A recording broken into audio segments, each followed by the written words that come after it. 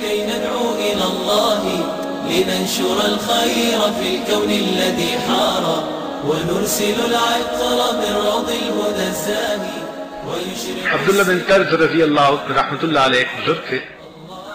یہ بات ہو سکتا ہے آپ میں سے کچھ لوگوں کے لیے فائدے کی بات ہو.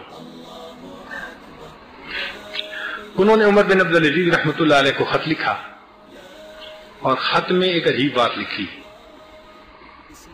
یشکو الیہ الحوام والاقارب. انہوں نے کہا کہ حضرت ہم افریقہ کے ملک میں ہیں اور یہاں پر ہمیں بچھو ڈستے ہیں اور درندے کھاتے ہیں. بھئی جنگل میں تھے تو درندے کھاتے تھے اور بچھو ڈستے تھے.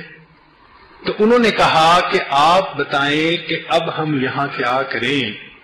تو پھر عمر بن عبدالعزیز رحمت اللہ علیہ نے خط بھیجا اور اس میں لکھا کہ جتنے لوگ جنگل میں ہیں ان کو چاہیے کہ وہ پڑھیں وَمَا لَنَا أَلَّا نَتَوَكَّلْ عَلَى اللَّهِ. فرماتے ہیں کہ سارے لوگوں نے یہ پڑھنا شروع کیا درندے کا کیا کھانا اور بچھو کا کیا کاٹنا. وہ فرماتے ہیں کہ ہمیں پسو بھی نہیں کاٹا کرتے تھے, مچھر بھی نہیں کاٹا کرتے تھے اس آیت کے پڑھنے پر. یقین کے ساتھ اگر انسان اس کو جنگل میں بھی پڑھ لے پروردگار اس کو درندوں سے محفوظ فرما دیتا ہے. وَمَا لَنَا أَلَّا نَتَوَكَّلْ عَلَى اللَّهِ. چند لفظ ہیں آج کی مجلس میں اس سبق کو یاد کر لیجئے. اور ماشاءاللہ یہاں تو بڑے بڑے دلیر لوگ موجود ہوتے ہیں جنگلوں میں جانے والے ماشاءاللہ. تو اس آیت کو پڑھنے سے ہو سکتا ہے کہ فائدہ ہو. وَمَا لَنَا أَلَّا نَتَوَكَّلْ عَلَى اللَّهِ. اب دو واقعات سنانے ہیں, ٹائم کافی ہو گیا.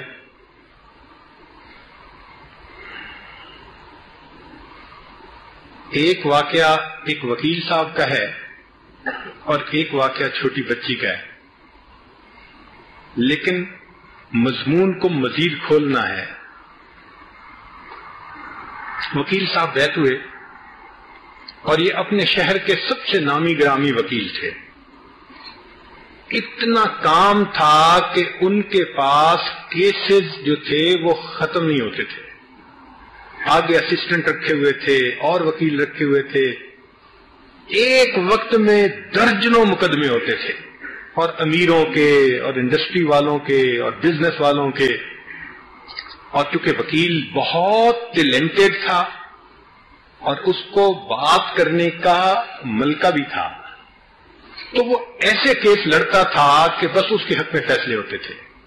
تو ہر بندہ چاہتا تھا اس کو وکیل بنائے.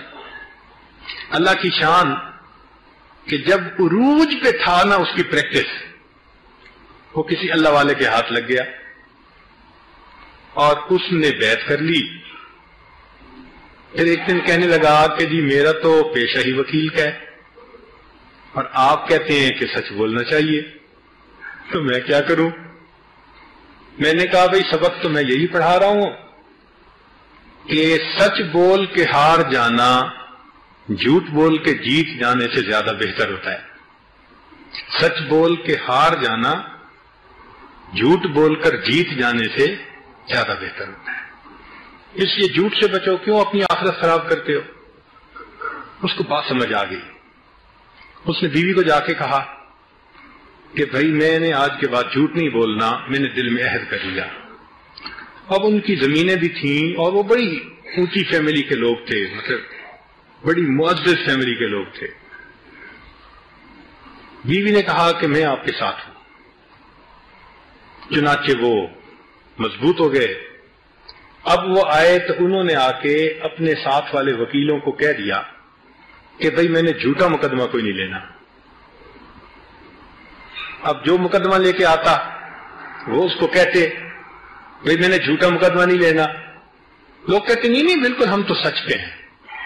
تو وہ اگلی بات کرتا کہ کیس کی پیروی کے درمیان اگر مجھے فیل ہوا کہ آپ جھوٹے ہیں تو میں پیروی نہیں کروں گا. اب کون مقدمہ دے اس کو. لوگ پیچھے ہٹ گئے. لو جی اب اس کے پاس کیس آنے ہی بند ہو گئے. کون کیس لائے؟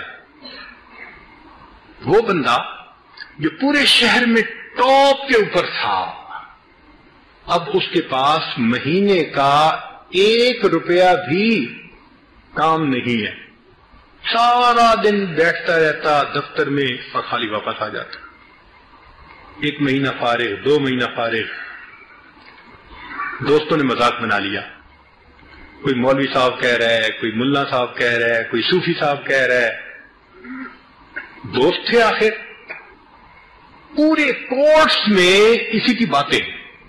وہ دیکھو جی کتنا بے وقوف انسان، اتنا اچھا اس کا کام چلتا تھا، چیمبر بھرا رہتا تھا لوگوں سے، اب اس کے پاس ہوتا ہی کوئی نہیں. مگر اس نے ساری باتیں سنی اور اللہ پہ اس نے توکل کر لی کہ اللہ مجھے رزق حلال کھانا ہے. وکیل کا پیشہ اور رزق حلال کھانے کی نیت. اللہ اکبر. لوگوں نے تو وکیل کے بارے میں یا اللہ ایسے ایسے الفاظ کہے ہیں کہ کہتے ڈر لگتا ہے. بہت مشکل، کیونکہ جھوٹ بولنا پڑتا ہے ٹکا کے.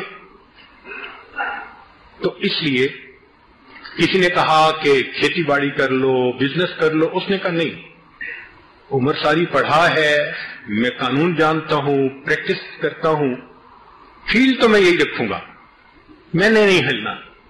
لو جی اس بندے کے اوپر 2 سال آزمائش کے آئے.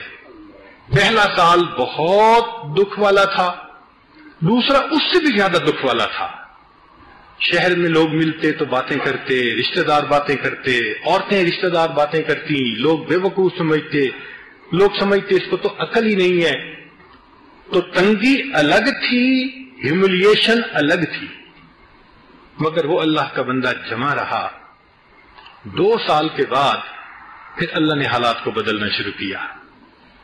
پھر اس کے اوپر مکی دور ختم ہوا اور مدنی دور شروع ہوا. وہ کیسے کہ جو لوگ سچے مقدموں والے تھے، سارے تو جھوٹے نہیں نہ ہوتے، وہ اس کے پاس آتے اور کہتے جی ہم بالکل سچ پہ ہیں، یہ ہمارا رائٹ ہے، آپ ہمارا مقدمہ لڑیں. یہ تحقیق کرتا اور یہ مقدمہ لڑتا. اچھا جب یہ مقدمہ لڑتا تو واقعی وہ کیس ٹھیک ہوتا.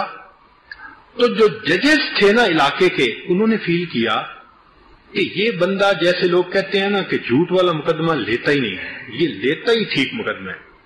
چنانچہ ایک مقدمہ انہوں نے اس کا دیکھا کہ تھا، دوسرا ٹھیک تھا. جب 15-20 مقدمے انہوں نے چیک کر لیے نا تو ان کو ایک اعتماد ہو گیا. اب نتیجہ کیا نکلا کہ جو مقدمہ لے کے جاتا اس کے حق میں فیصلہ، اس کے حق میں فیصلہ. اب جو سچ پہ تھے اور امیر تھے وہ بھی آنے لگ گئے، جی ہمارا مقدمہ بھی بالکل ٹھیک ہے. وہ جی اس لوگوں کو پتہ چل گیا کہ یہ جس مقدمے کو لے کے جائے گا جج شکل دیکھتے اس کے حق میں فیصلہ کر دے گا.